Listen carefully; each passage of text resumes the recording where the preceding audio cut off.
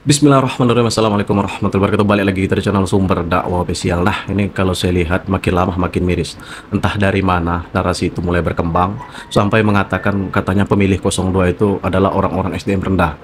Dan bahkan yang lebih parah mengatakan pemilih 02 itu adalah calon penghuni neraka. Astagfirullahaladzim. Dan bahkan ada yang lebih menggelitik lagi. Sebuah platform di media sosial langsung mereka bikin kastah atau mereka bikin skat.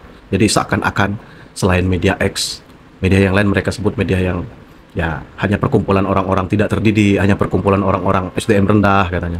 Kalian lupa ya, agama Islam itu adalah agama yang rahmatan lil alamin. Agama yang mengajarkan perdamaian, kedamaian di atas muka bumi ini. Dan saya yakin semua agama pasti mengajarkan hal yang sama. Kok kalian malah menjadi makhluk yang pandai menghakimi makhluk yang lain? Buset, teman. Ya, sekali-kali kan, siapa tahu adik-adik mahasiswa kita yang demonya yang di luar batas bisa terketuk pintu hatinya, bisa sadar, bisa insaf.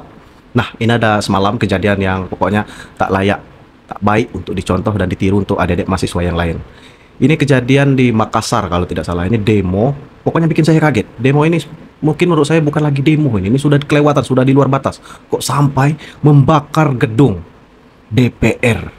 Astagfirullahaladzim. Oke, tanpa berlama-lama langsung saja kita melihat videonya. Bismillahirrahmanirrahim. Let's go. Wis, kobong terbakar. Astagfirullahaladzim. Ini bukan lagi unjuk rasa ya. Ini pemberontakan kalau menurut saya. Allah Akbar. Poskonya Bagong terbakar. Habis.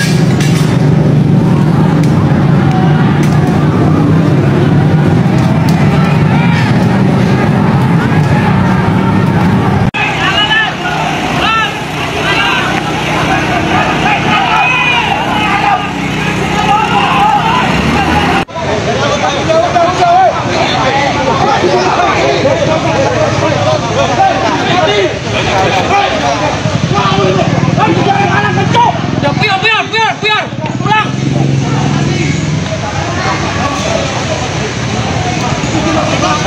pulang.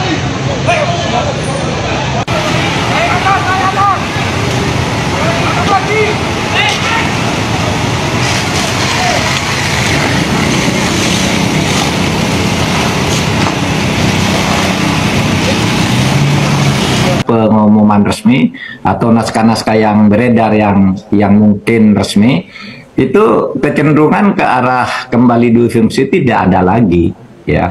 Saya dilihat isinya, saya sudah baca semua isinya tidak ada, malah penguatan terhadap konsep yang sudah lama ada. Nah, ini tuh adik-adik yang membakar gedung DPR tadi, dengarkan baik-baik nih.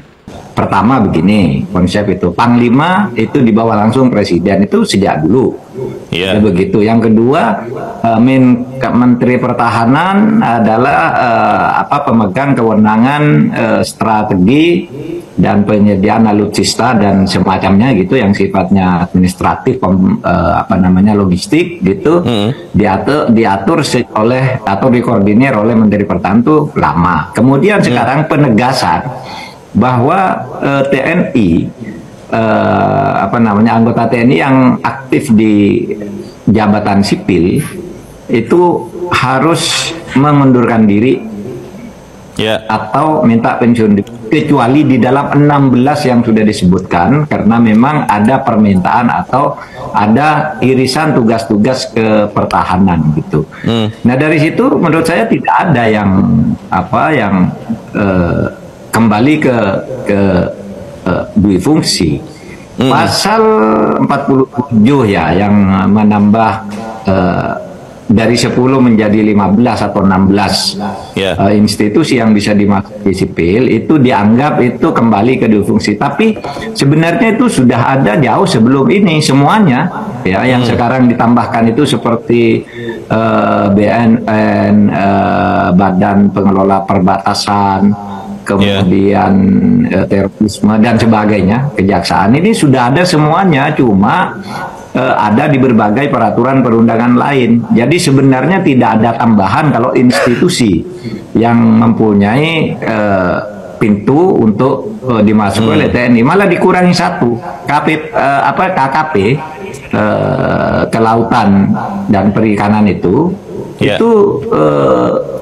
juga sekarang malah dicabut dari yang selama ini sudah ada dan pernah ada gitu.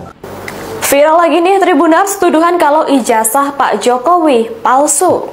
Isu itu muncul gegara pernyataan ahli forensik digital sekaligus mantan dosen Universitas Mataram, Rismon Hasiholan Sianipar. Soalnya ijazah Jokowi pakai font Times New Roman. Gegara isu ini, pihak Universitas Gadjah Mada atau UGM akhirnya buka suara. Lewat rilis pers yang diunggah di situs UGM, Dekan Fakultas Kehutanan UGM, Sigit Sunarta, membantah isu itu. Dia pastiin kalau ijazah dan skripsi milik Jokowi asli. Sigit juga bantah tudingan kalau font Times New Roman belum ada di tahun 1985, tahun terbitnya skripsi Jokowi. Ini satu lagi nih, gerombolan yang suka sekali mencari-cari kesalahan orang. Allahu Akbar, ya Allah.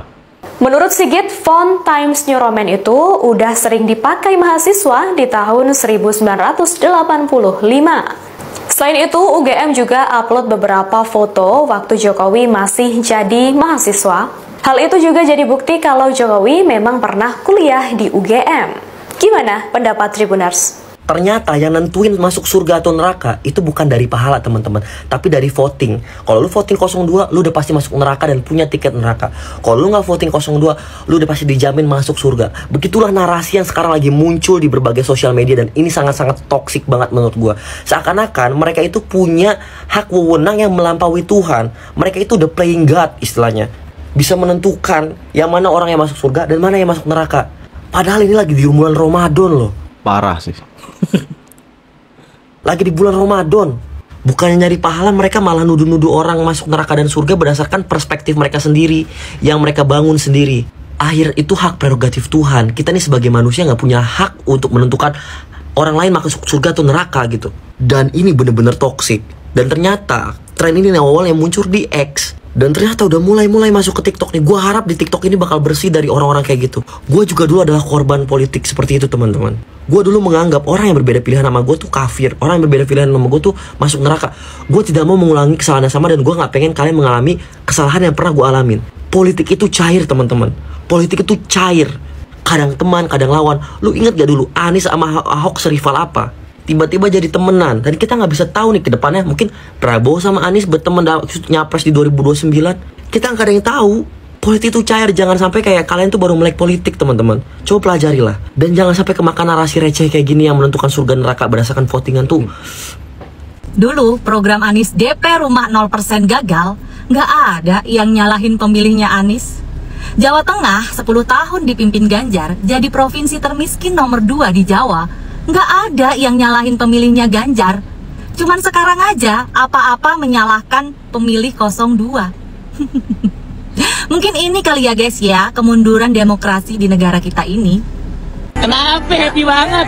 Iya bang, beneran dapat BHR dari Gojek bang, asli tuh, weh, asli tuh. 450.000. Beneran dapat BHR dari Gojek. 900.000. Iya. Apa? Telepon mak gue di kampung. Tapi dapat BHR dari Gojek. 400.000. Yeay. Sia-sia mas ojek, hujan-hujanan, panas-panasan.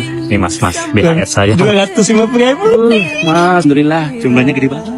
Bang, bisa beliin baju bang, alhamdulillah. Gitu buat apaan bang? Pengen sekali-sekali mas makan enak sih. Ntar mau UTM ke mak gue buat benerin motor saya mau servis motor saya, udah 2 bulan belum servis. Saya mau Kalian mahasiswa malu seharusnya dengan Kang Ojol. Jujur, harusnya kalian malu. ngajak anak-anak saya jalan-jalan ke mall. Akun saya mas, alhamdulillah perjuangan saya mas. History ngojek saya setiap minggunya. Rajin banget gue sampai dari subuh tuh lihat loh. Saya seminggu 140 orderan, hampir nggak ada liburnya. Pantes dapat tuh. Saya itu punya doanya Mbah Mun. Sebelum wafat beliau itu nyatet doa. Itu diantara doanya itu Allahumma alqi bainahuma ulfatan wa mawaddah. Ya Allah, jadikan dua tokoh ini yaitu Jokowi dan Prabowo, Pak Jokowi dan Pak Prabowo ulfatan, saling asih dan saling mencintai. Kenapa saling menjatuhkan? Kenapa nggak kita doakan? Masing-masing punya pilihan, tapi jangan sampai perbedaan itu menjadikan terpecah belah. Saling memusuhi, kok dari teman jadi musuh? Untuk apa? Apa yang mau didapatkan dari semua itu? Istighfar akhi. Istighfar, koreksi diri baik-baik. Ini waktunya kita berlatih mengevaluasi diri. Nah ini yakin pasti muncul Ustadz Adi Hidayat Basar. Astagfirullahaladzim. Kemarin saya sudah muncul Ustadz Adi Hidayat bukan ulama katanya. Tuh yang bilang Ustadz Adi Hidayat bukan ulama, istighfar antum. Anda istighfar. Kok gini ya, makin lama kualitas SDM kita makin parah. Pokoknya ulama yang mendekat dengan pemerintah dibilang Basar, dibilang ulama gadungan, dibilang Ustadz apa itu jadi-jadian. Allahu Akbar, ya Allah, innalillahi. Junjungan kalian yang selalu memanfaatkan momentum membawa politik di dalam masjid. Istighfar kalian, jangan pandai bikin propaganda. Nah itu, seharusnya kalian malu loh. Seorang anak presiden, dari anak Presiden Soekarno sampai Presiden Prabowo, mereka bisa menghargai sebuah perbedaan, baik itu sebuah perbedaan agama, apalagi hanya sekedar perbedaan pilihan. Walaupun kita tahu kan, hanya anak abah yang tidak ada. Maklum, itu bukan anak presiden masalahnya. Dah, mohon maaf, jangan ambil hati. Nah ini untuk kalian nih, besok-besok kalau datang tentara asing ke negara kita mengatasnamakan menjaga perdamaian, kalian yang harus tanggung jawab. Kami yang akan menuntut kalian. Jadi jangan sampai kalian itu tidak sadar, kalian itu ditunggangi, dikendarai ante-ante asing.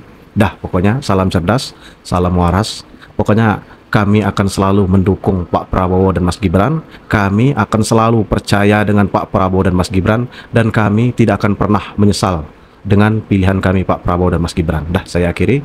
Salam cerdas, salam waras, NKRI harga mati, wabillahi taufiq wal hidayah. Wassalamualaikum warahmatullahi wabarakatuh.